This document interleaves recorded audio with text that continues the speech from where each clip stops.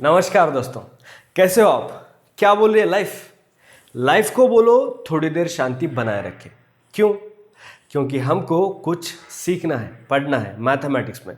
और जो आज का हमारा टॉपिक है उसका नाम है कॉम्पोजिट नंबर्स। ये बहुत ही इंपॉर्टेंट लेक्चर है, तो शुरू से एंड तक ध्यान से देखो। अगर घर में आसपास मम्मी पापा शोर कर रहे हैं, मम्मी अगर लाउड वॉइस में टीवी देख रही है तो मम्मी को बोलो मम्मी ईयरफोन लगा लो, या तो फिर शांत रहो, क्योंकि तुम्हें अब पढ़ना है। तुम्हारी पढ़ाई सबसे ज्यादा जरूरी है, समझे बात? ठीक है, अब हम शुरू करते हैं ये आज का लेक्चर जिसका नाम है कॉम्पोजिट नंबर्स। सबसे पहले हम कॉम्पोजिट नंबर्स की डेफिनेशन देखेंगे, उसके बाद हम समझ लेंगे कि कॉम्पोजिट नंबर्स एग्जैक्टली क्या होते हैं। ठीक है, उनके एग्जांपल्स देखेंगे कुछ, और उसके बाद मैं आपको एक फन फैक्ट बताऊंगा, और लास्ट में एक क्वेश्चन भी आपके लिए। उस क्वेश्चन का आपको आंसर देना है कॉमेंट सेक्शन में जाके। ठीक है, तो चलो फिर शुरू करते हैं लेक्चर को।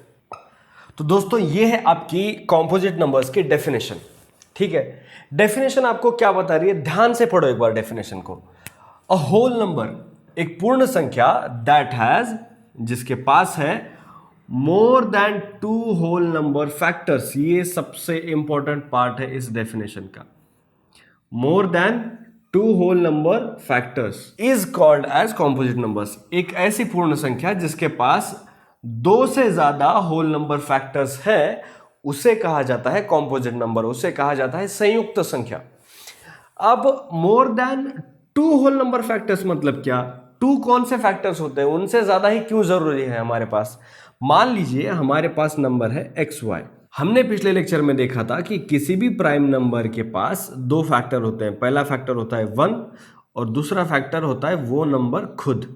ठीक है, तो हमारे पास जो नंबर है एक्स वाई, उसके पास 2 फैक्टर तो होते ही होते हैं। पहला फैक्टर 1 जो नेचुरल नंबर का सबसे पहला एलिमेंट है, और दूसरा फैक्टर वो नंबर खुद जो हमें दिया गया है।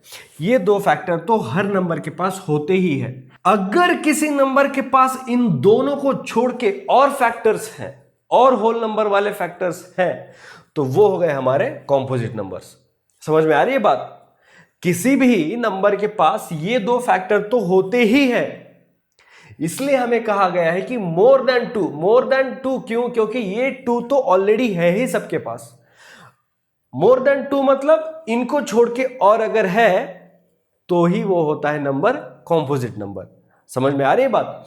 बहुत सिंपल डेफिनेशन है। एक ऐसी होल नंबर जिसके पास जो 2 होल नंबर फैक्टर छोड़ के मतलब उससे ज्यादा, 2 तो होते ही हमारे पास, एक और वो नंबर खुद, ये 2 छोड़ के और फैक्टर्स जिनके पास होते हैं वो होल नंबर्स होते हैं कॉम्पोजिट नंबर्स। ठीक है, अब कुछ एग्जांपल्स लेते हैं। मान लीजिए आपके पास ये नंबर है 8। ठीक है, 8 के फैक्टर्स बनाएंगे हम। सबसे पहले तो 1 इंटू 8, ये हो गया 8। उसके बाद 1 को छोड़ो, 1 के बाद कौन सा नंबर है? 2। क्या 2 से डिविजिबल है 8? 2 1 2, 2 2 4, 2 3 6, 2 4 8। तो 2 को जब हम 4 से मल्टीप्लाई करेंगे तो हमारा जो मल्टीप्लिकेशन है वो आएगा 8।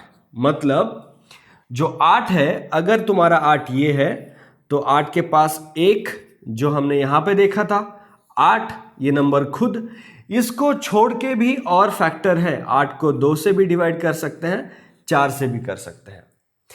तो 2 से ज्यादा यहां पर हमारे पास फैक्टर्स है, इसलिए हमारा जो 8 नंबर है वो हो गया कॉम्पोजिट नंबर। ये है आपके कॉम्पोजिट नंबर्स। तो इसी तरीके से आपके पास 9 होता है, 9 के आते हैं 3 इंटू 3। आपके पास 10 होता है, उसके आते हैं 2 इंटू 5।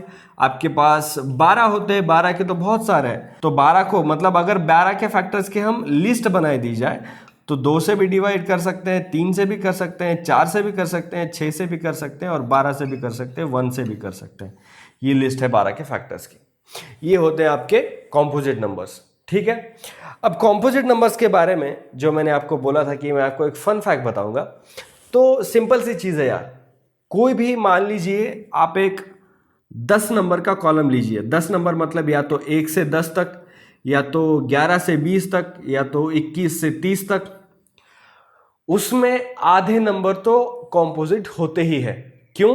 क्योंकि जिन जिन नंबर के यूनिट प्लेस में 0 2 4 6 8 इनमें से कोई नंबर आता है तो वो नंबर ऑटोमेटिकली इवन होता है। Even numbers are divisible by 2, और अगर वो नंबर्स 2 से डिविजिबल है तो उसका मतलब वो कॉम्पोजिट है, सिवाय 2 के, क्योंकि 2 इकलौता ऐसा प्राइम नंबर है जो 2 इकलौता ऐसा इवन नंबर है जो प्राइम नंबर है। ठीक है, तो आपके पास मान लीजिए आपको 11 से 20 के बीच में से प्राइम नंबर निकालना, सॉरी कॉम्पोजिट नंबर निकालना है। तो पहले आप लिख लीजिए 12, 13, 14, 15, 16, 17, 18, 19, 20। ठीक है, 12 कट गया, यूनिट में 2 है, 14 कट गया, 16 कट गया, 18 कट गया, 20 कट गया।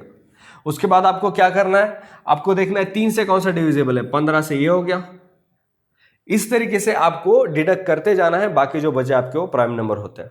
तो बेसिकली कहना यही चाह रहा हूं कि हर जो 10 नंबर होते हैं, 21 से 20, 31 से 40, 51 से 60, 71 से 80, हर इन 10 नंबर में से 5 नंबर कॉम्पोजिट होते ही है, क्योंकि वो इवन होते हैं। ठीक है, अब लास्ट में एक क्वेश्चन जो मैं आपको पूछने वाला था, वो मैं क्वेश्चन आपको पूछता हूं। ठीक है, हमने पिछले लेक्चर में देखा था 1 से लेकर 100 तक, 1 से लेकर 100 तक टोटल 25 प्राइम नंबर्स है। 1 से लेकर 100 तक टोटल नंबर्स हो गए 100, प्राइम नंबर्स हो गए 25। जो नंबर्स प्राइम नहीं होते वो होते हैं कॉम्पोजिट। अब आपको मुझे कमेंट सेक्शन में इस क्वेश्चन का आंसर बताना है कि how many composite numbers are there from 1 to 100। इस क्वेश्चन का आंसर आपको कमेंट सेक्शन में लिखना है। कॉम्पोजिट नंबर्स के हमारे लेक्चर में बस इतना ही है। सबसे पहले हमने डेफिनेशन देखी। डेफिनेशन में हमने क्या सीखा, एक ऐसा होल नंबर, एक ऐसी पूर्ण संख्या जिसके more than 2 whole number factors है। मोर देन 2 क्यों, क्योंकि एक और वो नंबर खुद, ये 2 फैक्टर तो हमारे पास ऑलरेडी होते हैं। ये 2 फैक्टर छोड़ के अगर और ज्यादा फैक्टर उसके पास है, जैसे कि 2 और 4 है 8 के पास, तो वो नंबर कहलाया जाता है कॉम्पोजिट नंबर, वो नंबर कहलाया जाता है संयुक्त संख्या। अब लास्ट में हमने एक क्वेश्चन पूछा है कि 1 से लेकर 100 तक कितने कॉम्पोजिट नंबर है और वो कौन से हैं।